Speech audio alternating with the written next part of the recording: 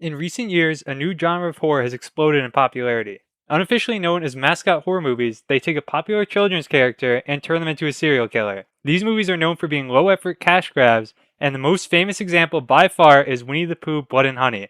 But despite the film's poor reception, it would eventually give birth to the bizarre franchise known as the Poohniverse. The Poohniverse is a low-budget horror movie version of the MCU, which started with the first Winnie the Pooh, Blood and Honey. So far, it spans across 4 different movies, including a matching picture book for each. By far, the most noteworthy book is this one, called The Sticky Story of a Bloody Pooh, but otherwise the books aren't super relevant to the overall Poohniverse. In this video, we'll be covering the 4 Poohniverse movies released so far. We'll also discuss the future of the Poohniverse, with the release of a Pinocchio movie, a third Blood and Honey, and Poohniverse Monsters Assemble, which are all coming out later this year. Now the standout title there is Poohniverse Monsters Assemble, which apparently plans to introduce a Thanos-level villain to the universe, but that's something we'll need to save for later in the video. So first, let's start out where it all began, Winnie the Pooh, Blood and Honey. The movie begins with an illustrated narration, which goes into depth on the backstory of Christopher Robin and his friends. The entire motivation of the characters is set up in this brief intro, where Christopher Robin abandons Pooh in the woods during his time in college. Upon the arrival of winter, they ran out of food and were forced to eat Eeyore in order to survive through the cold. After eating Eeyore, they took a vow of silence to further distance themselves from humanity and return to their animal roots. Then there is instantly a 5-year time skip, where we see Christopher Robin and his wife walking to the 100-acre woods. We're treated to the first example of the terrible dialogue with this brilliant line. Why am I so special? Why are you so special? Oh, well, that's because soon we'll be Christopher, Mary Robin. This is the first scene with any of the movie's actors, and it's already terrible. It's only included for exposition so that the audience knows who she is, and considering she dies within the first 5 minutes, that relationship barely even matters. It doesn't even seem like Christopher Robin cares when she dies, since outside the scene where it happens, he literally never mentions it again. For some reason, even after they find the building that Pooh and Piglet are living in, Christopher's wife still refuses to believe that they exist. Christopher also finds a pot with blood on it, and barely even seems to care in the slightest. Despite the clearly hostile environment, Christopher insists that they continue exploring the woods to find Pooh and the rest of the group. There is a fire scene here though, since when Christopher turns to go further into the building, we can see a piece of cardboard that says Eeyore RIP on it. For some reason, despite the literal human skull sitting on the table, Christopher continues towards the main house that they used to play at. After getting inside, they find an apparently disturbing drawing that they claim has a picture of Christopher on it, although I have no clue where they got that interpretation from, since you cannot tell what is on this picture. Then they hear a noise, and the two are forced to hide in the house while Pooh comes in and randomly starts taking a nap. They eventually manage to make their way outside after Pooh falls asleep, but instead of immediately running away, they inexplicably decide to try hiding again, and are instantly caught by Piglet. Piglet catches Christopher's wife and chokes her to death with a chain, while Christopher stands there and does nothing to stop him. For some reason, he doesn't run away from them either, and just runs to a different part of the house, where Pooh ends up finding him instantly. Christopher seems a bit upset by this sequence of events, and gets caught in a loop of saying the same 3 things over and over. He asks, Why are you doing this, Pooh? Says, We used to be friends. and says. I would have never left, I swear. This scene goes on for over a minute, and it's just Pooh and Piglet slowly walking, while Christopher repeatedly spams those same lines over and over. Finally, Pooh and Piglet drag Christopher deeper into the woods, to the cave with Eeyore's skeleton, where the intro comes to an end. The movie transitions to the title sequence, where we hear a series of news reports about how people have been going missing in the 100-acre woods. The next scene introduces one of the main protagonists, Maria. She's in a therapy session talking about her recent paranoia after an incident with a stalker breaking into her home, and the therapist suggests taking a vacation somewhere off the grid to take her mind off things. This is the inciting incident which pushes her towards renting a cabin to stay at near the 100-acre woods, which is a crazy decision for somewhere less stressful. If you're trying to go somewhere to be less paranoid, maybe don't go to the evil woods where people are constantly going missing. Maria ends up taking the trip to the 100-acre woods with her friends, Jessica, Alice, Zoe, and Laura, as well as a 5th friend, Tina, who calls to say she's going to be late. Since she's on her own, Tina ends up getting lost in the woods on her way to the cabin. For some reason, she decides that it'd be a good idea to go on a random stroll through the woods after getting lost, even though she knows that the area should be accessible by car. Obviously, this dumb decision immediately leads to her being found by Pooh, since he was apparently just wandering through this random part of the woods. Tina manages to briefly evade Pooh by hiding in a nearby garage, before he somehow manages to take her by surprise and kills her by putting her through a nearby wood chipper that she was foolish enough to hide directly next to. Back at Pooh and Piglet's house in the 100-acre woods, we see that all the electricity for the house is seemingly generated from a single bike ridden by Piglet. In the house, we see a skeleton, which is presumably Christopher's dead wife, which means he's been there for at least a few weeks by this point. Since none of the villain characters had the budget for speaking in this movie, instead we get a long scene of Christopher trying to convince Pooh that he was right to leave them behind, while Pooh just stands there looking absolutely joyous, even though he's apparently supposed to be sad. We see a flashback from Pooh's perspective back to when he and Christopher were kids, and Pooh remembering Christopher's broken promise to never abandon any of them. This makes Pooh a little upset, so he starts to whip Christopher with Eeyore's tail before showering him with his wife's blood and dumping her body in the woods. Mid-dump, Pooh hears the noise coming from the characters staying at the cabin.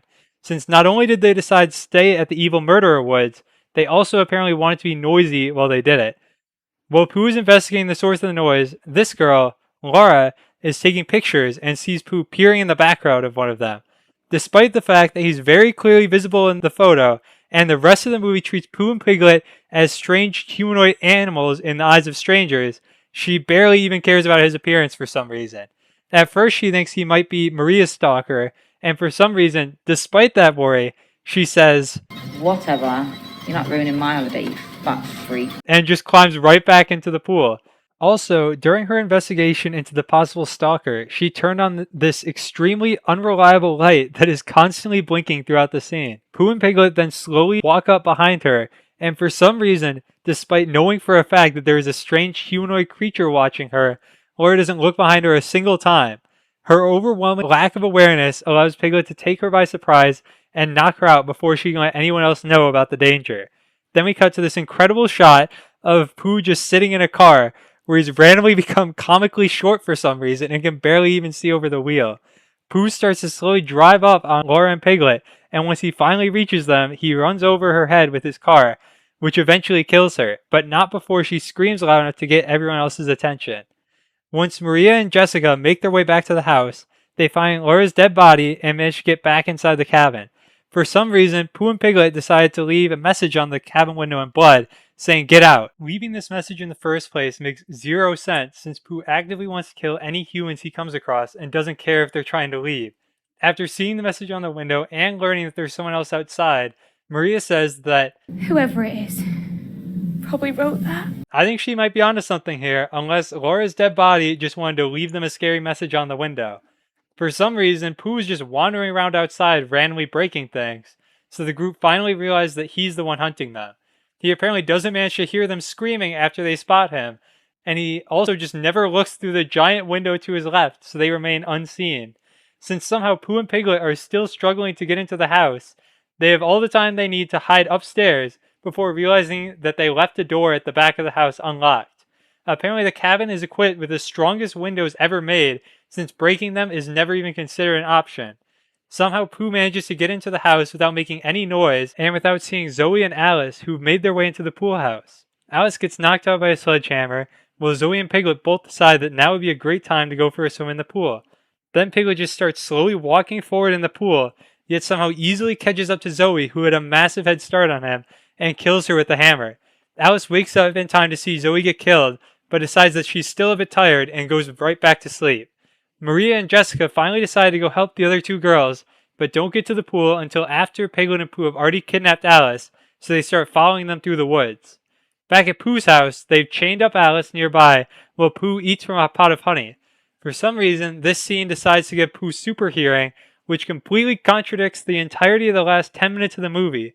There's multiple scenes where Maria and Jessica are screaming near Pooh and he doesn't hear them, or they're loudly whispering a few feet away and he doesn't notice somehow.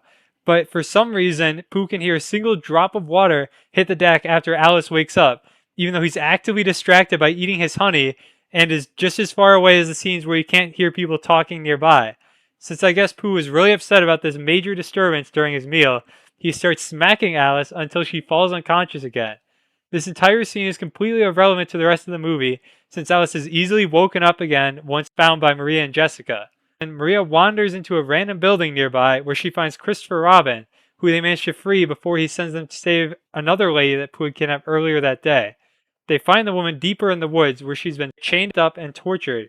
But when they ask her, What happened to you? she says, Pooh, piglets, they talk broken English. this directly goes against what we're told in the intro of the movie and everything we've seen involving Christopher Robin throughout it. For some reason, they've randomly decided that Pooh and Piglet aren't actually following a vow of silence, and it doesn't even add anything to the movie since they don't talk to any of the actual main characters. Once she's freed, she randomly becomes overcome with a desire for revenge and decides to steal Maria's gun to try and kill Pooh and Piglet. In order to lure them out, she starts firing off the gun, which manages to get Piglet's attention. Apparently, Piglet was just hiding around the corner the entire time, since he immediately appears after the gunshot and starts aura farming with his chains. Since the random lady somehow broke the gun when she fired it, she isn't able to shoot Piglet before Pooh manages to sneak up behind her. He then pours honey on her, which apparently causes Piglet to start eating her alive. Finally, Pooh's super hearing starts working again, and he turns towards the three girls who've just been watching all this happen while making as much noise as they possibly can. While Maria and Jessica manage to distract Pooh by running away, Alice manages to find a nearby sledgehammer and catches Piglet by surprise. There's this random scene of Maria and Jessica with Pooh in a tree where they're holding him off with a torch while he flails around trying to swat at it. Then it just cuts to them running through the woods while he chases them. We go back to Alice and Piglet where she decided to take the time to chain him up rather than just killing him and going to help her friends. Alice does actually manage to kill Piglet with the sledgehammer, but somehow Pooh hears the hit from the middle of the woods, and within only a few seconds he teleports right behind her, despite being in a chase with Maria and Jessica right before it happened. Pooh ends up killing her by pinning her up against the wall with a machete through the mouth, before running off chasing after the last two girls. Even though Pooh is shown to travel absurdly fast throughout the entire movie, he somehow struggles to catch up to Jessica and Maria, and they make their way to a road where they find a car. The four guys from the car try to attack Pooh, and walk up to surround him while he just stands there aura farming in the middle of the road. They're completely unable to hurt him with any of the weapons they brought, which means Piglet was laughably weak in comparison, since he was easily killed by a couple hits with an identical sledgehammer. Then Pooh slaps one of them and completely erases half their face, and the guy immediately runs over to Maria and Jessica so that he can die in front of them. Then Pooh whacks the guy's arm and completely rips it in half, and then steps on his head, which kills him. And the third is killed after Pooh cuts his throat using only a swipe of his hand. And then Pooh randomly decides that he can control bees now, and send a giant swarm of them to kill the last guy. This power alone means no one should ever be able to escape Pooh, but for some reason, the rest of the movie he just runs after people instead of sending a swarm of bees to kill them. The remaining girls manage to get a truck running and run over Pooh with it, but he somehow holds onto the truck after getting hit and climbs into the back.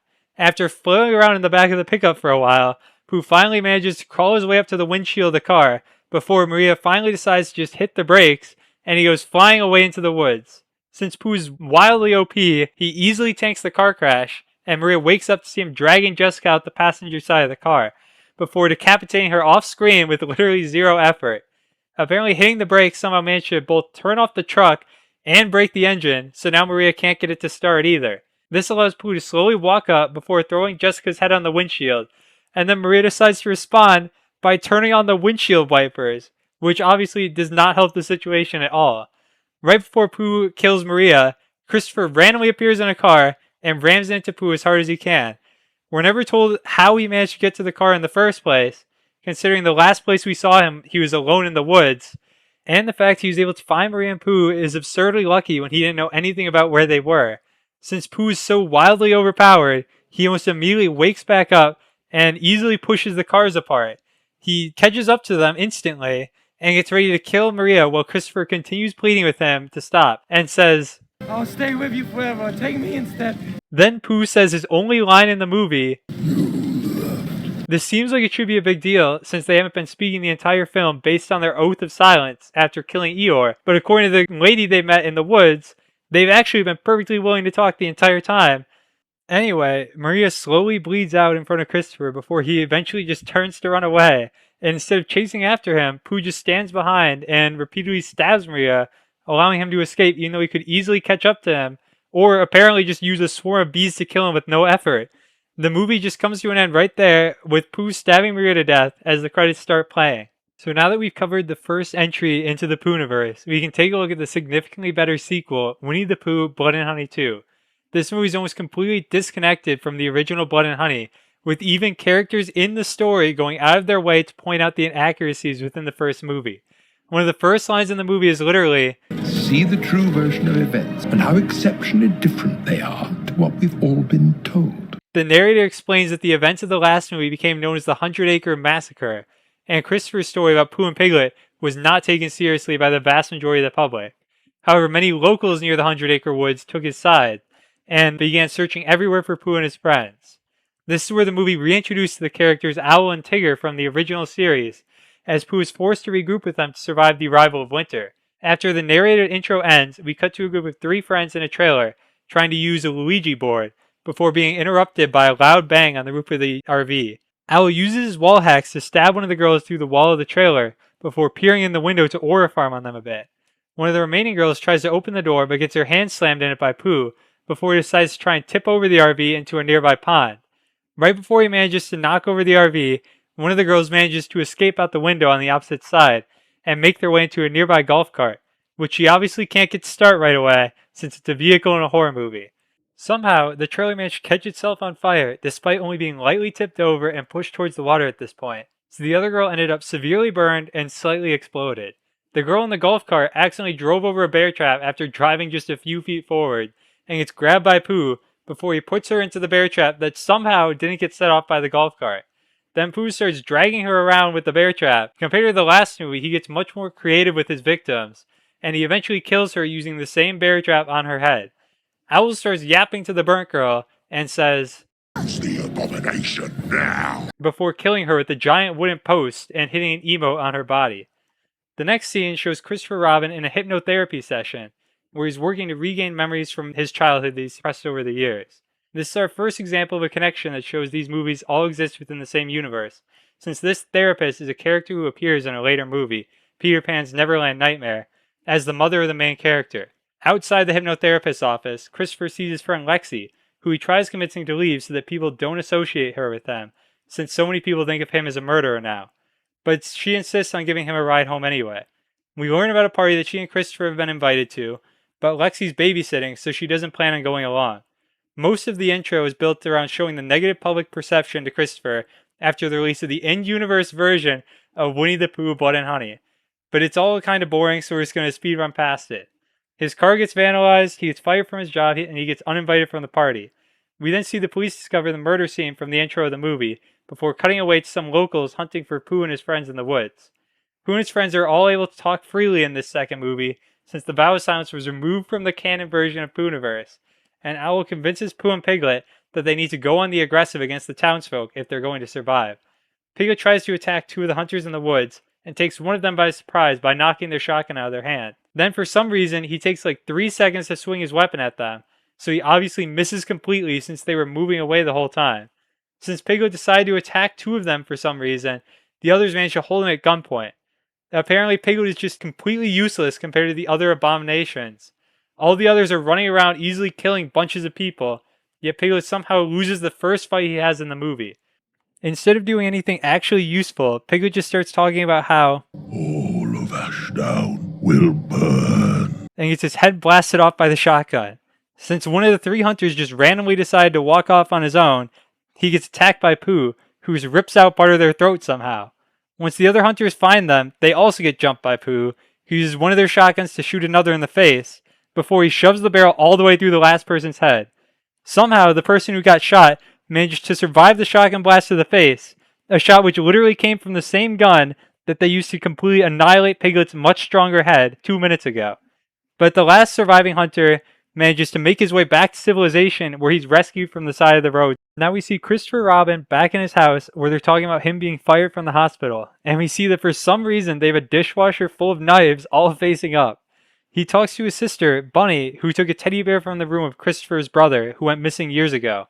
For some reason, someone decided it'd be a good idea to make it look as terrifying as possible. I'm not sure why any child would want this thing around. Then we cut to a dad and his son bird watching when the son spots Owl, who's apparently just hanging out in a nearby tree. Since Owl is goofing off again, he just grabs the dad and leaves, so the son is left on his own wandering around looking for him. At this point, Christopher goes back to the hypnotherapist, where they manage to successfully help him remember the scene where his brother was kidnapped as a child. We find out through these flashbacks that in the first meeting between Pooh and Christopher, Pooh had actively been eating organs and covered in blood, which is somehow not terrifying to the child version of Christopher. Finally, Christopher is sent even deeper into his memories, and he manages to find the exact moment that his brother was kidnapped, as well as a blurred version of the man responsible for the kidnapping. The next scene shows Lexi at the babysitting job she mentioned earlier, where the kid she's watching is running around pretending to be a killer from a movie. Then he starts watching the original Winnie the Pooh, Blood and Honey, which shows it's literally the exact same movie in the Poohniverse as it is in real life, except for one very important distinction. So clearly one of the greatest movies ever. It probably made a Pooh $1 billion. Somehow the police managed to find the tree that Pooh and the others have been staying in, and for some reason they don't bother calling anyone for help, even after it becomes obvious where they are. They hit us with some more incredible lines here with, Let's bounce. That's my line. and now that Tigger is officially part of the gang, he starts out by stabbing one officer straight through the chest, and then doing this weird crawl towards the other one, presumably killing him off screen. Christopher Robin is back at home researching the abduction of his brother, and we find out that 6 other kids were kidnapped alongside him at the party. There's also this brief appearance of a link to an article about zombie deer disease, and that it's been caused in the nearby town of Bambi by an excess of toxic waste. This is the first reference to Bambi the Reckoning within the Poohniverse, and shows that movie took place in a nearby location to both the Blood and Honey movies and the Peter Pan movie. I guess that means the trick for surviving in this universe is just to avoid this small section of towns, since apparently all the main creatures are showing up within that area.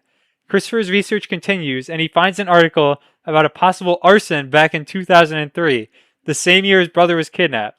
The house that was burned down belonged to Dr. Gallup, who was conducting disturbing experiments that were uncovered after his disappearance and subsequent house fire.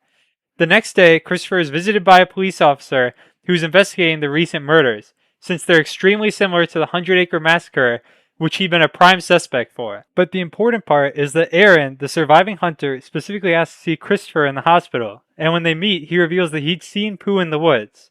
Aaron then removes all his bandages, and we see the damage that had been done to his face by his encounter with Pooh when he got shot in the face with a head-exploding shotgun. Christopher spots a strange man watching him through the hospital room window, and realizes that it's the same person who he'd seen driving away with his brother. Then we go over to a weird scene where Owl attacks Finn, who is Christopher's childhood best friend. Owl grabs him, pukes acid in his face, and then stabs him through the chest, killing him. In the meantime, somehow Christopher managed to follow the guy he saw back to his house, unnoticed, to confront him about the kidnapping job he'd taken when Christopher was a child. Now we finally learn the origin behind Winnie the Pooh and his friends and the powers those origins gave them. The kidnapper's name is Cavendish, and he reveals that he was paid by the gene scientist Dr. Gallup to get subjects for an experiment that the doctor had been planning. Using the children that Cavendish brought to him, Dr. Gallup began mixing the genes of various different animals into theirs, turning them into strange crossbreeds between the different creatures he'd chosen for each of them. However, he feared that the crossbreeds he created would betray him, so he decided to kill them before they had the chance and buried them in the 100 Acre Woods. After the murders, Cavendish betrayed and killed the doctor and burned down his house to destroy any remaining evidence of what either of them did. Apparently the experiments somehow managed to give them all regeneration powers strong enough to literally bring them back from being dead, which means Pooh and the others are practically unkillable as far as we know. Somehow, even despite that ability, Eeyore managed to stay dead after being eaten, so there is a weakness related to a lack of food, although it's never directly explained. The movie continues back with Lexi at her babysitting job, where she and the kid hear noise coming from downstairs. They crawl into this blanket fort and send a drone down to investigate. For some reason, they drive the camera straight up to Pooh, so he destroys it and goes to look for them upstairs. The first place he checks is the blanket fort, but they manage to sneak into a nearby room in the time it took him to walk up the stairs. Pooh manages to get himself briefly stuck in the blanket, which gives them enough time to escape and get to the police who were sent to check on them. For some reason, the officers decide it'd be a good idea to split up and search the house, so one of them gets attacked and grabbed by Pooh. After she somehow manages to knock him away with a smack, he grabs her arm and rips it straight off, before using it to smack her and then killing her by stabbing it through her face. Apparently, despite the loud screaming, the other officer didn't want to bother coming over to help. We move on to Christopher listening to a tape left by Dr. Gallup as he talks about the success of his experiments, although he eventually realizes that their animal instincts are beginning to take over. He fears that waiting any longer could allow them to turn against him, so he will Make them my prey first. We get another random scene of Owl tweaking out as he flies through the woods, before we go back to Lexi and the kid. More police have arrived at the house, where they find the body of the first officer, since Pooh apparently just decided to leave the house after killing a single person. Lexi warns Christopher that Finn has been found dead and warns his family may be in danger, as we see Pooh arriving at Christopher's house. After a failed attempt to order farm on Christopher's mom, Pooh somehow gets into the house without making a single noise and uses the poor knife storage in the dishwasher to stab Christopher's mom before killing her with a few extra stabs. The dad walks downstairs and Pooh kills him off screen, which is wild since the dad's been pretty important to the story so far. For some reason, Bunny thinks Pooh is her mom at first, even though he's like double the height and also a weird bear creature. Bunny then walks right up to Pooh, which is obviously a great way to get yourself kidnapped. Before leaving the house, Pooh walks into the old room of Christopher's brother, where he hits this freaky grin for some reason, and it's revealed to the audience that Pooh is the monster that Christopher's brother Billy was transformed into. Christopher finally manages to make his way back home, where he finds the body of his parents after they were both killed by Pooh. Somehow in the 2 seconds he spent killing the dad, who did this insane amount of damage to him, he managed to rip off both legs, an arm, and rip open his stomach, so he was really moving quick for this one compared to every other kill in the movie. Christopher realizes that Bunny is missing, and realizes that Pooh is Billy after finding the knocked over picture in his room. Pooh, Owl, and Tigger all go to the rave party that Christopher was uninvited from earlier. For some reason, Pooh and Owl are watching from this random balcony area before they start killing people. The first guy to die tells Pooh that he looks stupid, which obviously gets him stabbed through the head. Since there was a witness to this murder, Pooh has to chase down this girl onto the dance floor before ripping her head off with a bear trap and blowing it up with a bat. Then Pooh kills everyone else in the room who witnessed his crimes since he's trying to keep his public image clean. Although Christopher still manages to hear police reports saying there's monsters at the rave, so Pooh clearly failed to prevent word of his murder from getting out. For some reason, a bunch of dancers go to this very clearly evil hallway where the lights randomly blink on and off constantly before getting to safety in this random room. Apparently this thin metal door is enough to stop Pooh from being able to kill them, even though he literally has super strength. Since all the lights in the building are apparently evil, Tigger catches a room full of partygoers who are in a room lit by blinking lights, and uses the darkness to hide before killing them one by one. Before every person Tigger kills in this room, he hits them with a terrible one-liner, which is probably why everyone kept him locked up before this point. Christopher finally shows up to find a room full of dead partygoers, before continuing deeper into the building on his search for Pooh and the others. Pooh happens upon more people to kill, and uses a bat to practically insta-kill everyone he runs into. Now we see Tigger continuing to kill other random partygoers, as he walks up behind a girl who he blinded with his claws, and they crawl straight towards a random trap door in the middle of the floor. Since whoever made this building clearly hates safety regulations, Tigger is able to make the blinded girl crawl into the trap door, where she falls to her death, before he slams it shut behind her. Then Tigger starts stabbing another girl's feet through the floor, before he eventually manages to land enough hits to start stabbing her in the chest and kills her. Christopher finally manages to make himself useful by shooting Tigger in the stomach, but he fails to finish him off since apparently he only brought a gun with 3 shots. Then Pooh finds more partygoers wandering around who made the dumb decision of hiding in a furnace for some reason, which obviously ends up getting them burned alive before Pooh starts decapitating everyone else in the room. Finally, Christopher Robin gets his attention and lures him outside. On the walk over, Pooh manages to find a chainsaw that he attacks Christopher with. Despite having a chainsaw and super strength, Pooh struggles in his fight against Christopher, getting whacked in the face with a metal bar a few times before catching the chainsaw on fire. Christopher tries hiding in a car, but he gets found almost immediately and barely avoids the flaming chainsaw. Pooh then just rams his way through the whole car and comes out the window on the other side, but Christopher somehow manages to escape deeper into the woods. In the meantime, Lexi manages to find the two of them, but she gets spotted by Owl on her way there.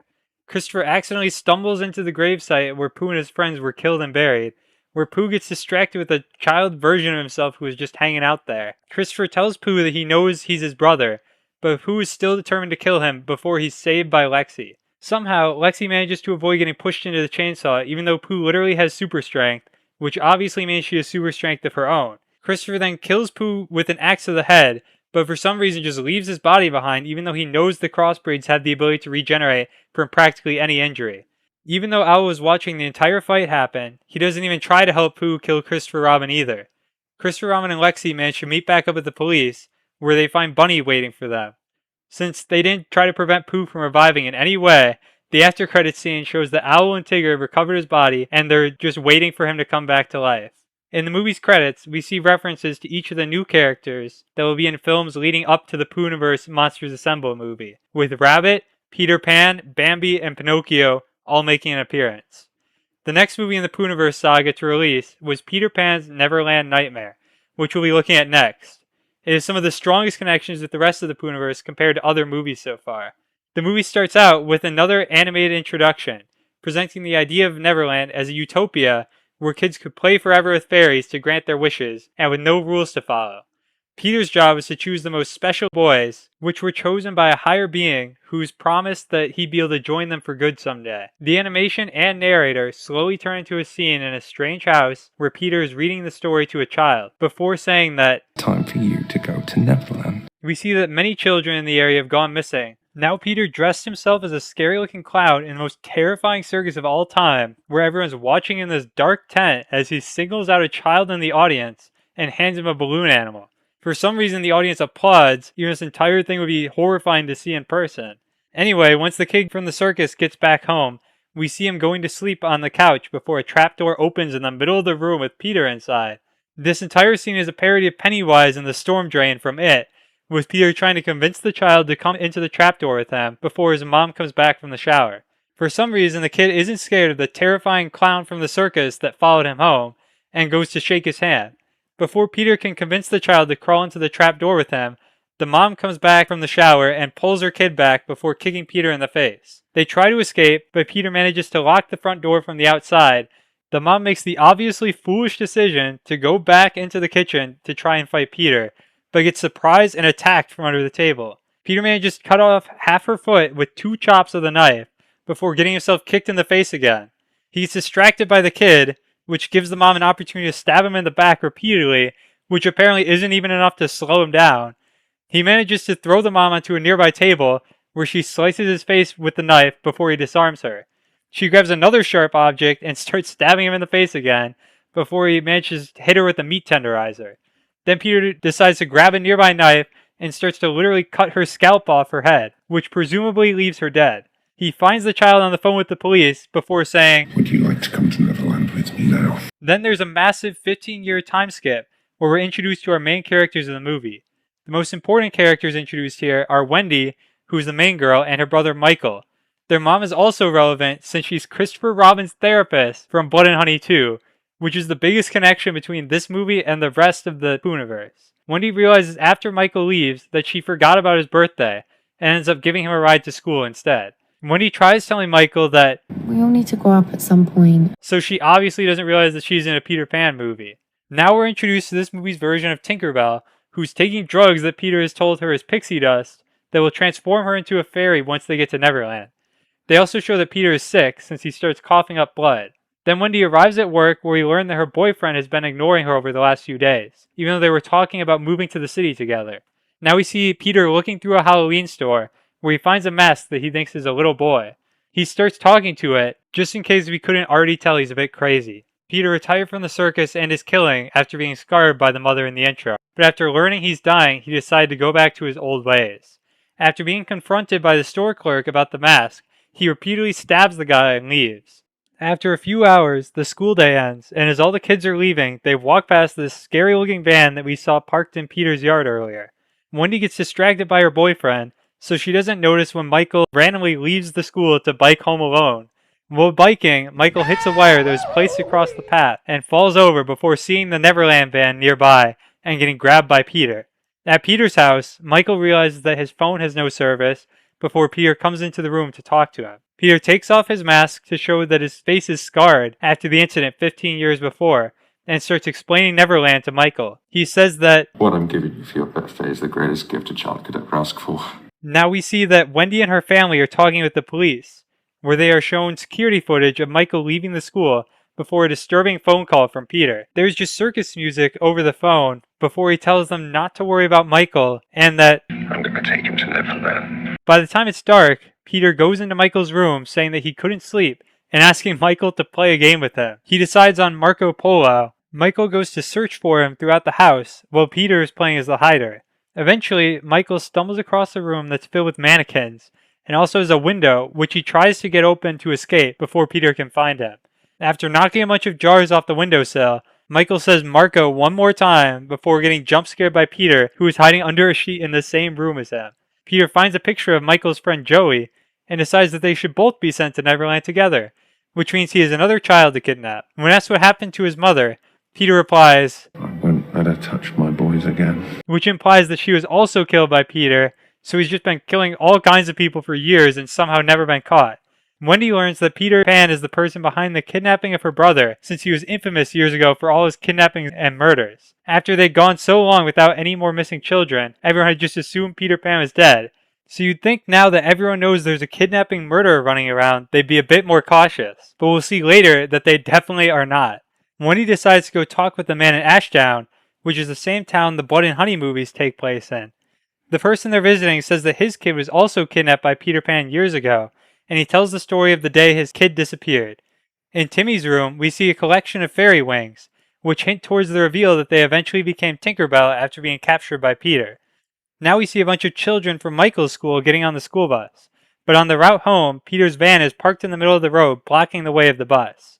Even though it's clearly a Peter Pan-themed van, and the townsfolk are all aware that there's a Peter Pan-themed serial killer running around, the bus driver decides that it'd be a good idea to walk right up to Peter, and even after seeing that Peter's running around in a creepy mask, he just stands there and lets him walk right up and stab him in the stomach. Since there were no other adults on the bus, Peter gets on and asks the kids, Who wants to come to Neverland with me? before killing everyone on it. Back at Peter's house, Tinkerbell brings Michael food and water, before trying to explain to Michael how excited he should be about going to Neverland.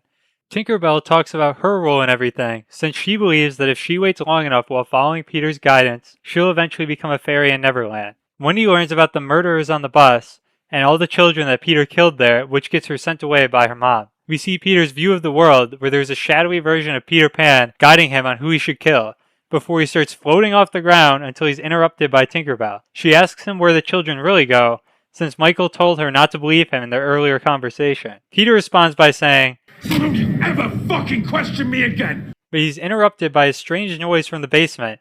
He goes downstairs where he's been holding a prisoner and he starts hitting them too. In the meantime, Wendy ends up staying the night with Joey's family, and her friend offers to let Wendy sleep in her room while she stays on the couch. This ends up going badly though, since Peter somehow managed to track down Joey's house, where he manages to break in through an unlocked window. This is yet another example of people in this town making stupid decisions, since they know there's a murderer running around, yet don't lock all the entrances to their house before going to sleep. Anyway, Peter wakes up Wendy's friend before shushing her and beginning to stab her repeatedly in the stomach. Apparently the shushing was super effective, since it took a good 5 repeated stabs before she made a single noise. Now we see Wendy completely oblivious to the fact that Peter is there actively killing people, since apparently they all got taken by surprise. The dad dies right in front of Wendy, but somehow Peter doesn't notice her watching from the room directly across from him. Wendy makes the bed she was sitting in and hides her stuff so he won't think anyone was in the room, before hiding on the balcony. Also, I want to point out the way Peter checks under the bed, since this looks like the most uncomfortable thing ever. The mom tries to get Wendy to help untie her hands, but since they decide to stand in the doorway for no reason while they did it, he spots them, and Wendy is forced to leave her to die. Since the mom's hands are tied, Peter uses a plastic bag to choke her to death before he grabs Joey from the house and takes him back to his van. On her way downstairs, Wendy realizes that her phone isn't charged, and then trips over the body of her friend, who somehow managed to make it into the front hallway of the house before Peter finally killed her. Wendy takes the family car and begins to follow Peter as he drives Joey back to his house, which he somehow doesn't notice, even though you'd think he'd want to be a bit secretive about his evil secret lair. After Wendy sneaks into his hideout, she watches Peter change clothes, where we see that there's scars all over his body. Peter brings Joey to meet with Michael, while Tinkerbell tries to convince them that Peter will help them. In order to decide which of the two children to send first to Neverland, Peter chooses the foolproof method of Eeny, meeny, miny, mo. which leads him to pick Joey to be sent away. Somehow, Wendy manages to find a working outlet where she plugs in her phone before grabbing a knife, although she's spotted on her way back to her brother by Tinkerbell. Since the room Michael is in was locked with his own bike lock, Wendy is able to enter the correct password, but is confronted by Tinkerbell before she can get into the room. Luckily, Wendy manages to convince Tinkerbell to let the two of them leave, and she's able to meet up with Michael before being found by Peter, since he was busy chasing down Joey. Once he finished setting up the process of sending Joey to Neverland, Peter meets up with Tinkerbell in the kitchen, where they continue discussing whether he's in the right for sending kids off to Neverland. Now we see another way Peter controls Tinkerbell, as he uses some of the drugs from the table to attempt to convince her to stop asking questions about Neverland. Since Wendy's phone is in the same room as Peter and Tinkerbell, once it turns back on, he realizes that Wendy has somehow found his hideout. Before Wendy and Michael can make any attempt to escape, Peter comes into their room and starts questioning Michael, while Wendy hides behind a giant stuffed bear in the corner. Peter explains that when a child lies to him, I take my hands and I put them around their little throats, and like a snake I squeeze. before he somehow manages to get knocked out by a giant stuffed bear. This gives Wendy and Michael enough time to convince Tinkerbell to help them, especially when Wendy reveals that Tinkerbell's dad still misses her. The siblings manage to escape, although they're separated in the process, which leads Wendy down into the basement on her own. While Tinkerbell and Peter talk in the kitchen, Michael is under a nearby table trying to contact the police with Wendy's phone. Back in the basement, Wendy's able to free Joey from a coffin that Peter locked him in, which is presumably what happened to all the kids who were sent to Neverland. Now Peter and Tinkerbell start actually fighting, which starts with Tinkerbell getting thrown onto the table and stabbed in the back, before Peter easily breaks her arm. Then, since he's a Poohniverse villain, he starts using his built-in super strength abilities and twists her other arm in a circle, breaking it repeatedly. Peter then cuts off both her arms in like 5 seconds each, before we go back to Wendy in the basement helping Joey escape. She continues exploring the basement, where she finds a picture of the boy from the intro of the movie next to the prisoner in the basement. Then upstairs, Peter gets himself stabbed in the leg by Michael, and then gets kicked in the face, which is apparently his weakness, since kicks to the face are basically the only thing able to slow him down throughout the movie. Back in the basement, Wendy promises to send help for the prisoner, but immediately gets attacked after getting back upstairs. Since Peter is a very hungry guy, he almost immediately bites off 2 of her fingers before she gets back to the kitchen. She starts throwing a variety of random objects at him, which slows him down a surprising amount before she whacks him in the face with the frying pan. Since he's basically unkillable at this point, he easily tanks every hit and throws Wendy across the room towards Tinkerbell's apparently still conscious body. Peter crushes her skull with very minimal effort before trying to attack Wendy and getting himself ejected with drugs that he prepared earlier. This gives her a chance to escape, but she ends up accidentally stepping on a massive shard of glass which she needs to pull out of her foot. Luckily, she finds some duct tape in pristine condition and uses it to tape up her 2 bleeding fingers before hiding in the room where Michael played Marco Polo earlier. Since obviously anyone with sense would have hidden in the super fun tunnel, Peter immediately goes to look there before getting surprised and attacked from the side by Wendy. She uses that chance to run and look for Michael, although he's putting in absolutely no effort to help her find him. Wendy! He's barely even yelling above speaking volume, so there's no chance of her finding him at this amount of effort. It's the perfect volume to get him overheard by Peter though, which only ends up getting Peter hit with a door to the face. For some reason, after Peter starts choking him, he says, It's time for you to go to Neverland. which goes against the Neverland lore that Peter told us throughout the movie. First of all, why would Peter want to send this obviously bad kid to join him in Neverland? But also, this is the exact same method he said he uses to kill boys who lie to him. It also doesn't even use the cool coffin setup he's got down in his basement. So obviously, if Peter's trying to send Michael to Neverland, this won't work at all. Anyway, right before Michael gets choked out, Wendy shows up to save him by grabbing Peter from behind. They get in a brief scuffle where Wendy manages to get hit by various objects in the room before dropping a bookshelf on Peter's head. Based on the teddy bear knocking him out earlier, this is also an extremely effective attack to use, and it buys her enough time to get into the kitchen, where she has to take a glass shard out of her neck. Peter shows up and chucks a table across the room, before getting bashed in the head by a wooden beam. Peter tries to use the mask to convince her that he's just a little boy, which almost works until he accidentally used his normal deep voice, so she was able to see through his ploy. She starts trying to gouge out his eyes, but he counters by attacking the neck wound from the glass shard before they both get interrupted by Michael. Since Michael is actually locked in for once, he's just straight up trying to kill Peter by repeatedly bashing his face, but gets stopped by Wendy. The fight finally ends when we see the prisoner in the basement, who Peter has turned into Captain Hook, grabs Peter's shoulder with the hook and drags him away.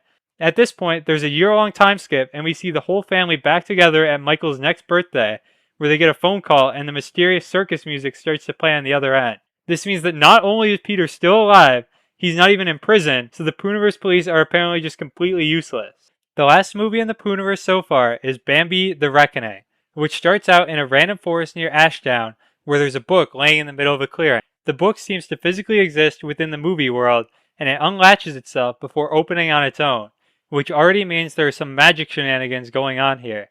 In the animated intro, we see the classic origin for Bambi, where his mom gets shot by a hunter, but once he reaches adulthood, he ends up meeting his wife and having a kid. Eventually, though, they run into more humans, who end up hitting Bambi's wife with a car before somehow knocking him out with a shovel and dumping radioactive waste in the nearby pond. Since Bambi apparently can't tell there's something wrong with the water, even though it's literally green, he ends up drinking the radioactive waste, which transforms him. Now we meet our main characters, Zana and Benji, who are going to stay in a house in the woods with her dad's family. Although we immediately learn that the dad is planning to be late. While they're driving to the house, the taxi driver isn't paying attention to the road and nearly gets into a crash. For some reason, he blames the other driver, saying, "They've been tearing around these roads there for weeks," even though it was entirely his fault for drifting over into the wrong lane. Then Benji randomly gets car sick out of nowhere and throws up on the side of the road before asking, You're getting deported, aren't you? since his parents were arguing earlier. As they start driving again, Bambi randomly appears on the road and crashes them into the forest before he starts stomping around in the car. Somehow Bambi stomping around manages to crush the car driver, which kills him after he gets smushed in the front seat. Bambi starts chasing them through the woods, and even though he's shown to be able to run at the same speed as a car, they somehow manage to get away from him. At the same time, the grandma's walking around outside, having mysterious visions about Bambi, which are never explained in the movie. At the house, we're introduced to the family of Benji's dad. We learn that the grandma can apparently predict the future. One of the family members, Joshua, decides to go back to the crash site in an attempt to help the driver, although a group of 3 hunters beat him to the site. But back at the house, the grandma is just sitting and sketching a bunch of scary pictures of Bambi, which is apparently a major inconvenience to this character, Harrison, whose character is basically just acting spoiled throughout the movie. Benji ends up having a bunch of glass in his leg, which he needs to have removed, even though the injury doesn't end up affecting him at all throughout the rest of the movie. Back in the forest, Joshua finally has a run-in with the hunters, where they hit the craziest shot of all time on him while he's wandering around. The hunter literally starts out looking in the wrong direction before suddenly turning and hitting this crazy shot on him straight to the head, in the dark, from a decent distance away. He apparently didn't even mean to shoot Joshua, which means he basically just shot randomly in the direction of a noise in the forest, and managed to somehow hit the guy in the neck. There's other hunters with him too, so shooting blindly is probably the stupidest decision he could have made. The hunters end up taking the body with them, although they now realize that there's people staying at the house nearby. Zana looks around the house a bit and examines all the freaky deer-related merchandise, including another scary picture from the grandma and a mounted deer head. At the house, Benji starts looking through his grandma's pictures of Bambi, while the grandma starts flickering the lights outside on and off to help Bambi aura farm a little. After Bambi finally shows up, he easily crashes through the door, although everyone in the room somehow manages to escape. For some reason, Bambi decides to sneak his way into the kitchen, where the rest of the family is, and they instantly start throwing everything they have at him as soon as he appears, before Harriet tries hiding behind the counter. Obviously, she gets found instantly, since Bambi was literally in the room with her when she tried hiding. She manages to avoid getting killed by hiding in the bathroom, where Bambi randomly decides he wants to try opening the door with his hooves, which he somehow succeeds in. The first thing he does after opening the door is completely breaks through the surrounding door frame, so all the door opening shenanigans were apparently just for fun. Despite Bambi taking all that extra time, Harriet is still slowly crawling out the bathroom window and gets stabbed from behind, but still manages to get outside. The rest of the family all get out of the house and into a van, which obviously struggles to start since this is a horror movie, but while they're waiting for the car to start, Harriet comes around the corner being chased by Bambi, who manages to catch up with her and somehow splits her in half using just his antlers. They finally manage to get the van started and drive away right past Bambi, who's too busy emoting on Harriet to try and kill them until after they made it a bit down the road.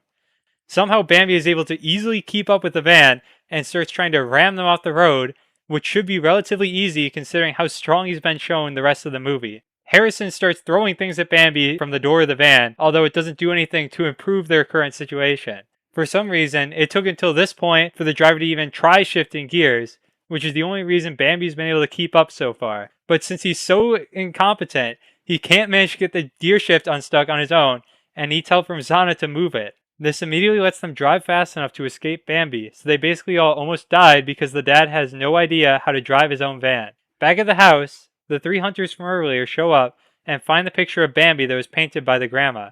Apparently Harriet survived being cut in half, and they find her laying in the grass before they slowly stab her while smiling for some reason. In the van, they come across a fallen tree blocking their path forward down the road, which makes Andrew start crashing out and complaining. According to Andrew, they were only there so Benji's dad could avoid spending the weekend with them, which is a very impressive degree of hating by the dad. Almost everyone gets out of the van to try and move the log, although they're not showing much urgency while they do it. At this point, for literally no reason, the mom decides to make Benji drive the van while moving the log, even though there's nothing stopping anyone else from doing it themselves. Obviously, all their lollygagging around lets Bambi catch back up to them, and Benji is forced to drive away, leaving Harrison behind in the forest. Andrew is also outside the car when they drove away, but the rope they were going to tie around the log somehow manages to get wrapped around his ankle, and he gets dragged away behind the van.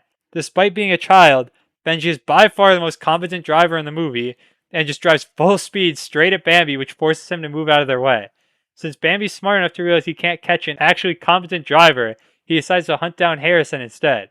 Harrison tries to get away, but manages to fall face first into some poo, which apparently is enough for his scent to be unrecognizable as human by Bambi, so Harrison manages to escape. Since Benji would easily solve every problem with his high-level driving skills, the van's engine ends up breaking down to prevent them all from easily escaping.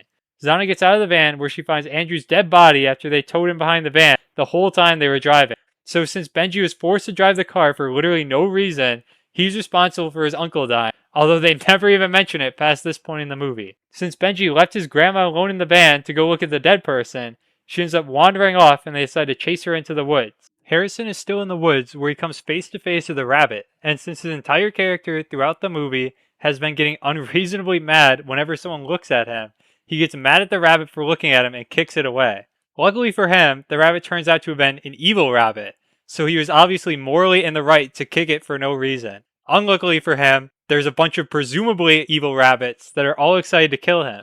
Somehow, while slowly walking backward away from the evil rabbits, Harrison manages to fall over directly into the only bear trap in the area. While he's stuck in the bear trap, a bunch of the evil rabbits join forces in order to kill him. Back with Benji and Zana in the woods, they followed after the grandmother and are trying to coax her back into the van. In the middle of the conversation, Benji decides it'd be a good idea to light a flare, which obviously instantly reveals their location to Bambi. But before Bambi reaches them, they realize that the grandma has somehow managed to use her psychic powers to wander straight into Bambi's home, where he's apparently been collecting bodies of the people he's killed. Somehow, they once again manage to escape Bambi by running away, and lose him after a very brief chase where they run into one of the hunters. The hunter takes them back to their base of operations, and even though Bambi is shown to move as fast as a car, he apparently doesn't even try to attack them on the way back. It's revealed at the camp that Benji's dad, Simon, has been working with the hunters this entire time. Zana and Simon start fighting, where Simon reveals that he's the one that killed Bambi's wife and polluted the water that he drank from before becoming the monster version of himself. During their argument, Benji runs away and finds out that they've captured Bambi's kid, who they're trying to use as bait to trap and kill him. For some reason, after learning that they're planning to lure Bambi to the camp, Zana gets mad at Simon for putting Benji in danger, even though he spent literally the entire movie trying to prevent Benji from reaching that location. We get a cool scene where a hunter pees super loudly, which obviously activates Bambi's pee radar, and he uses his super speed to insta-kill the hunter. Zana and Simon realize that Benji's gone missing, and they go to look for him in the woods, where Zana uncovers the bodies of many of the people who've died while the hunters have been working to catch Bambi. For some reason, Benji decides that it's a good idea to grab Bambi's kid from the cage and run away with him further into the woods, which will obviously just make him the prime target for Bambi to hunt down next. Bambi chases down another one of the hunters who tries to hide in a car, although he somehow gets snuck up on by Bambi, who opens the door and starts eating his shins. Bambi then walks up behind him and rips his head off before heading into the main camp buildings to search for more people. The first person he finds is the grandma, but right before she gets eaten, a hunter in the kitchen makes a small noise, which is apparently enough to distract him. Bambi starts breaking down the kitchen door, but the hunter in the kitchen manages to shoot an explosive and blows up the entire camp, which presumably manages to kill both Bambi and the grandma, since both should have still been in the building. The last hunter, Michael, finds Benji at the same time Simon and Zana find him, where they have a standoff over who keeps Bambi's kid. Since Bambi was apparently completely unharmed by the explosion, he ends up running into them too and charges at Michael, who tries shooting at Bambi with no effect before getting dragged deeper into the forest. Zana and Simon both start fighting over the dropped phone, since Zana is determined to call the police, while Simon is trying to avoid getting caught for his crime. While they were fighting, Bambi obviously ended up coming back, and he corners Benji, while Simon takes that distraction as an opportunity to escape with the phone. Zana and Benji manage to make peace with Bambi by returning his child to him, but somehow Michael returns and repeatedly shoots Bambi with his pistol. So not only did Bambi inexplicably not kill Michael after dragging him off into the woods, but he's also now suddenly able to be hurt with the same gun that he was shot with repeatedly in the face just a few minutes ago with no effect. Then out of nowhere, the grandma somehow appears, even though we last saw her in a building that exploded like 30 seconds later. Somehow she also managed to get a hold of a shotgun and shoots Michael in the head. For some reason, the grandma's dementia magically disappeared since she can recognize Benji after thinking he was Simon throughout the rest of the movie. In the meantime, Simon managed to get to his car, and he's trying to escape the woods when he randomly starts searching his backseat for no apparent reason. Then when he turns back around, there's an evil bunny on the dashboard, which somehow manages to kill this grown man in a one-on-one fight. Also, this is the scream they use when he's dying, so you can tell it's super serious stuff. The movie ends with Benji, Zana, and the grandma all sad as Bambi is dying, even though they just watched him kill the rest of their family and countless others. So now that we've looked through all the movies, we can get to theories for the future Poohniverse movies. Since I'm sure everyone here has been closely following every single Poohniverse announcement, you're probably all curious who I think the Thanos level villain that they tease for Poohniverse Monsters Assemble will be. The most obvious answer would be Steamboat Willie, since he's one of the most well-known public domain characters at this point, but I do have some other theories for possible Thanos level villains. Looking at popular characters who've entered public domain, I'm personally hoping for Garfield as the final villain of the Poohniverse, since his original comics apparently got released into public domain, and an evil Garfield running around killing people would be really goofy. Another cool option would be Ronald McDonald, although we might already have the evil clown quota filled by Peter Pan. But let me know if there's anyone else you think would be interesting to see. The Pinocchio Unstrung movie comes out a week from when I'm planning to release this video, which will hopefully reveal even more information about the future of the Poohniverse, especially since it's supposed to star Christopher Robin. Then there's also supposed to be an insane amount of characters in Poohniverse Monsters Assemble. Anyway, that's all I got for this video. If you enjoyed the Poohniverse coverage, make sure to leave a like and subscribe, and I'll see you guys next time. Bye bye!